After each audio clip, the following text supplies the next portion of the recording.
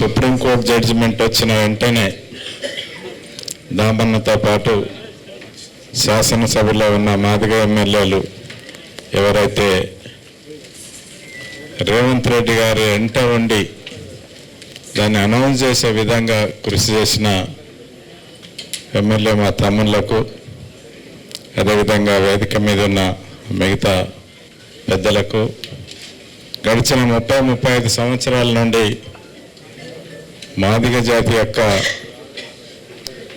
పరిస్థితిని, వారు పడుతున్న కష్ట కొరకు కష్టపడ్డ మా అక్క చెల్లెళ్ళకి అందరికీ కూడా హృదయపూర్వకమైన నమస్కారాలు.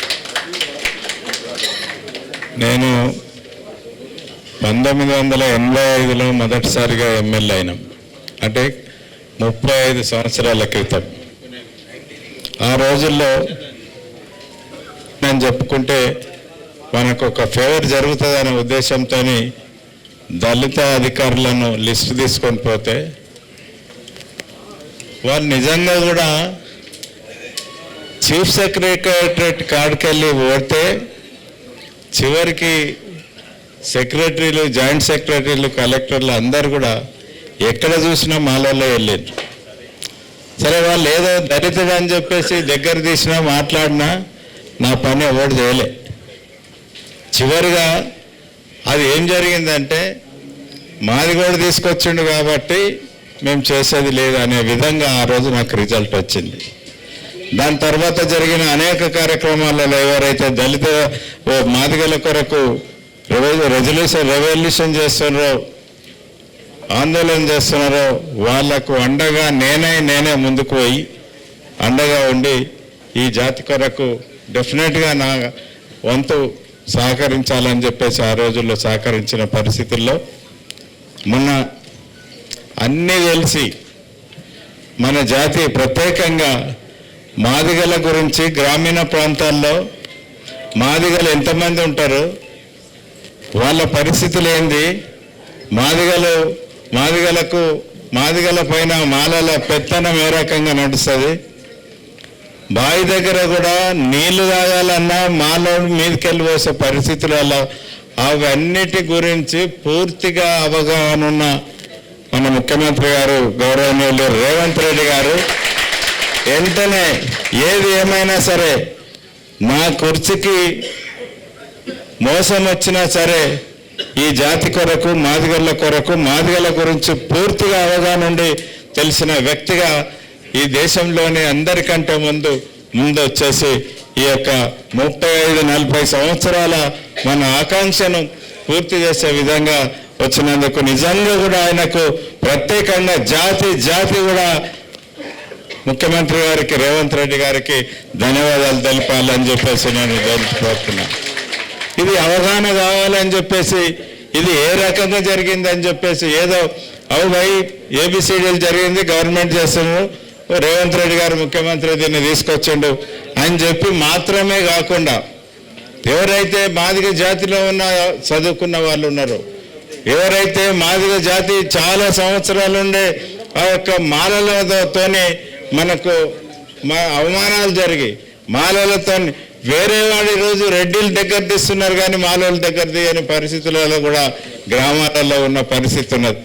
ఒక డాక్టర్ చెప్పిండు చాలా సంవత్సరాల కింద, అరే నేను ఇంటర్ కాస్ట్ మ్యారేజ్ చేసుకున్నా అన్నాడు. ఇంటర్ కాస్ట్ మ్యారేజ్ ఏందిరా అంటే మాలామెన్ చేసుకున్నాడు. మాలామెన్ చేసుకుంటే ఇంటర్ కాస్ట్ ఏందిరా అని అమ్మని ఈరోజు మన జాతి అంతా కూడా అసలు మనమే వాళ్ళని దూరం పెట్టే పరిస్థితులలో ఉన్న పరిస్థితుల్లో నువ్వు ఇంటర్ కాస్ట్ మ్యారేజ్ చేసుకున్నా అని చెప్పేసి గొప్పగా చెప్తున్నావు అని చెప్పేసి అనే పరిస్థితి. అంటే చదువుకున్నోనికి కూడా అవగాహన లేదు. అందుకే దామన్న గడిచిన ఈ వారం 10 రోజుల నుండి, ఈ ఒక నెల నుండి కూడా ఇది అవగాహన రావాలి, తెలిసి రావాలి. మాలలకు, మాదిగలకు ఎట్లాంటి తారతమ్యం ఉన్నది, ఈరోజు ఏబిసిడి జరిగితే మన జాతి ఎట్ల మేలు జరుగుతుంది, మనకు ఏ విధమైన అవకాశాలు వస్తాయని చెప్పేసి చెప్పే విధంగా ప్రతి ఒక్కరిని కూడా తెలియననే ఉద్దేశంతో రాత్రి పగలనకుండా ఈరోజు దాన్ని పూర్తిగా కరెక్ట్గా అయ్యే విధంగా అదేవిధంగా దీంతోనే సరిపోదు, మనం మాట్లాడుకున్నంత మాత్రాన సరిపోదు. ఇది మొత్తం తెలంగాణలో ఉన్న ప్రజానీకానికి, తెలంగాణలో ఉన్న మాదిగ జాతి వాళ్ళకి అందరికి కూడా దీని పరిస్థితి తెలియాలని చెప్పేసి పెద్ద మీటింగ్ పెట్టాలని చెప్పేసి కూడా నిర్ణయం చేసుకున్నాం. ఆ రోజు నిజంగా కూడా మాదిగ జాతిలో ఉన్న ప్రతి ఒక్కరు కూడా స్వచ్ఛందంగా ఖచ్చితంగా వాళ్ళందరూ కూడా మనకు సభకు రావాల్సిన అవసరం ఉన్నది. ఎందుకంటే అది ఏ ఒక్కరి కొరకు కాదు, రేపు జాతి కొరకు, మన భవిష్యత్తు తరాల కొరకు ఇది ఉపయోగపడే విధంగా ఈ యొక్క అవకాశం ఉన్నది. కాబట్టి దీన్ని ప్రతి ఒక్కరు కూడా నాది, ఈ సమావేశం నాది. 1,00,000 డప్పులు అన్నారు, కానీ 1,00,000 డప్పుల బదులు 10 లక్షల డప్పులు తీసుకొచ్చినా తప్పు లేదనే విధంగా మిమ్మల్ని అందరినీ కూడా కోరుతున్నాం.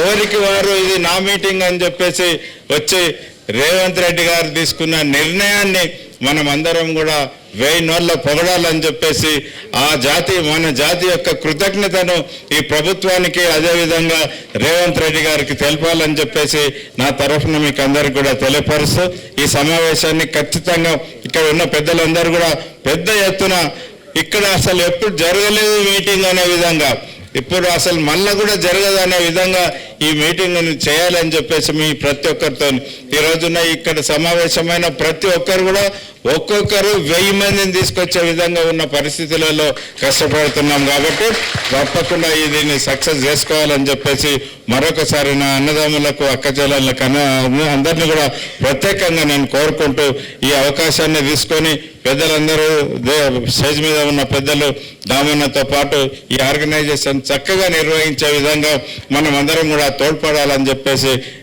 అందరినీ కూడా కోరుకుంటూ సెలవు తీసుకుంటాను. నమస్కారం.